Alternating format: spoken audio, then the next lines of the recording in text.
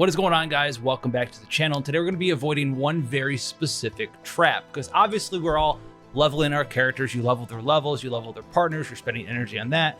Maybe you get into account level 30, 40, 50, maybe you start getting a couple of pieces of gear, but then you come into the potential page and you look at this and you go, how many of these things do I need leveled? Which ones do I need leveled, and what are they doing for me? So first and foremost, let's talk about the three base potentials. You have the basic card potential, the neutral card potential, and the unique card potential. Now, what do these three different things affect? Now, the basic card potential says basic cards. This is what it's going to affect. But what exactly is a basic card, and should you be leveling this up for your characters? Now, a basic card is these three at the start that have a white name. In this instance for Melee, it's Strike, Strike, Inflame, Dragon, Guardian. Anything outside of that is not a basic card. Anything that has a blue name or a yellow name or a purple name is not a basic card. Those are all unique cards. And this even counts for things that are generated, like Unsheathed Dagger here generates a Shadow Dagger, which is a blue name and even has the blue diamonds on the side, meaning that it is a unique card. So if you go into your different potentials down here and you want to level basic card, you're only upgrading literally 2 to 3 different cards for each character by spending all of this currency on it. Now, should you skip over this? Should you be leveling this node at all?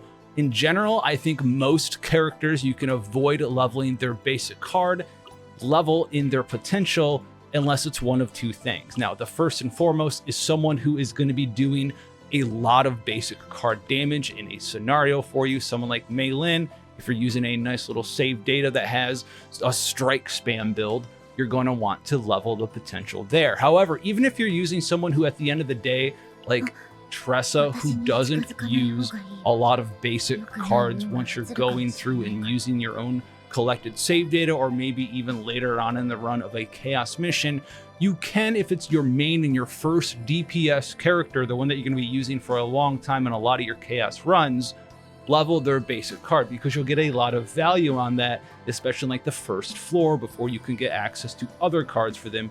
You'll gain a lot of value from the basic card node.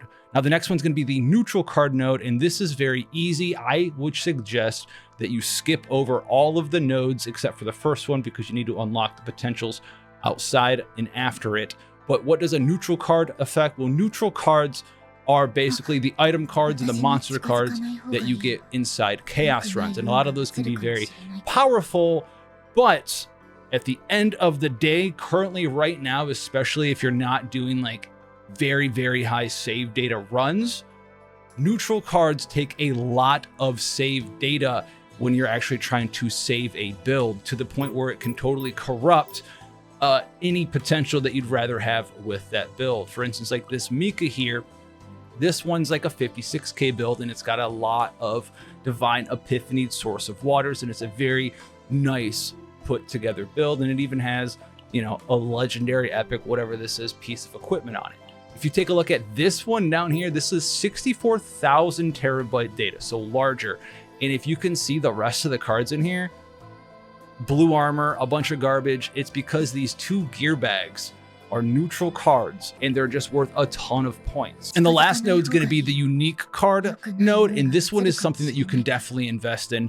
Putting points into this one isn't going to be a trap for like your top 2 or 3 DPS characters once you're playing around with different teams and different builds, because most of the damage that your characters are doing, it's coming from unique card damage in most circumstances, because like we talked about prior, if you go ahead and look at the cards, most things are counted as unique cards in a character's loadout, in a character's build. So that's going to be the first 3 big potentials. The other ones we want to talk about here are going to be the base one. You want to get this for every character. It's very cheap, don't worry about that. But then once you get to around level 40, where you can level your characters to level 50, you're going to get into the stats, the big ones here. So this is the crit chance and the crit damage node for like DPSs most of the time. And a lot of the times it is not going to be worth it, especially at level 50, level 40 count level, for you to feel like it's a necessity to go in and grind a ton of this stuff. I only have like the first 2 points on my main DPS favorite character, it is just not worth getting access to maxing this out ASAP. Wait for the later stages of the memory fragment dungeons to pop up, and you'll be able to get them at a more efficient energy ratio. What you would want to do here though, and at least unlock this node for it, is at level 40, it's going to give you access to this top node. And this top node is going to be very dependent on which character you're asking, should I invest in it? For instance, in Tressa's case, I'm not using it. I don't really need to boost her dagger throw damage at all. It just doesn't really matter to me. I can deal with monsters early on in chaos runs quite easily without it, and I don't need it because I don't use her dagger throw when I'm using my own save data. I've removed them from the deck.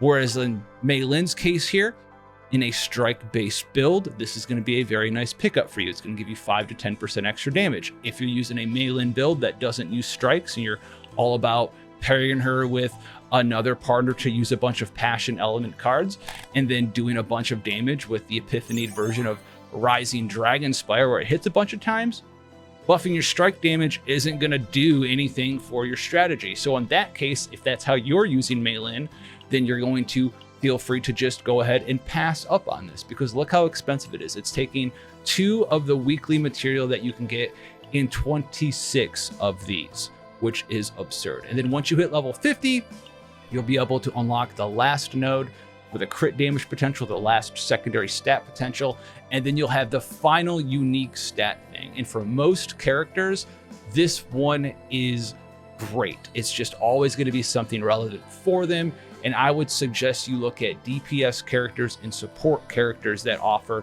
unique buffs. For instance, if you're a Mei Lin fan, we're still on her. Bonus damage is great. We like that. It's a fantastic thing. If you look at someone like Tressa, just pure void damage. For the investment, if you're really invested in this character, it's going to be extra damage, just 8% extra. We don't hate that. For the amount of investment you can get on a lot of the other nodes, that's pretty good. Is it game breaking though? Should you feel like you need to go out and get it? These things don't necessarily, for every character, put them into another realm of brokenness. But for some characters, it does. For instance, like Cassius is here, is going to allow you to gain a morale stack every time you complete one of Cassius's quests. And if he has 700 health or more, it's also going to give you a fortitude stack as well. If you're a combo Cassius player, you know how many quests you can complete and generate in one turn. You can generate very easy 5, 6, 7, 10, 15, 20 quests in a single turn if the monster has enough HP, and that's going to give you a bunch of morale stacks. I'm assuming it says it stacks because it doesn't say that it doesn't stack. And if this does stack, you're going to get a crap ton of morale stacks, and this would definitely be one of the most broken potentials that you can invest in at the end of the game there for you. So it's going to be a case-by-case basis for these top 2. They are very expensive, and in recap, don't feel like it's a necessity for you to go out and farm every single node to maximum right away. A lot of the time, you're going to be able to skip over the basic one. You're going to be skip over the neutral one for sure. Maybe invest in some of the unique ones. And just to show you, like my Mika and stuff, she has the constellations for it. These aren't actually leveled up because of the manifest ego. I have given an extra 6 to all of them.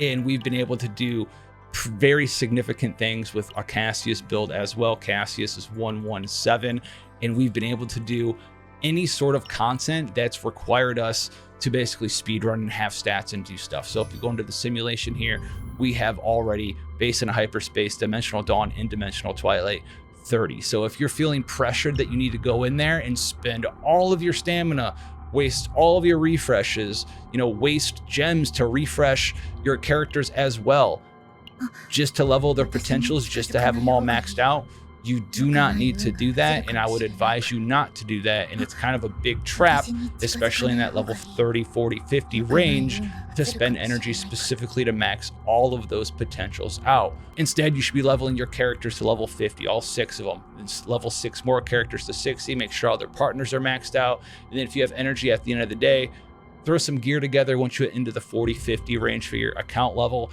and you'll be much better off instead of just spending so much energy just to get like 2 extra crit chance and maybe a couple extra neutral card percent damage bonuses or basic damage bonuses on things that you're not even benefiting from. So with that being said, guys, take care out there. Have fun. If this helped you out, let me know down below, and I'll catch you in the next one.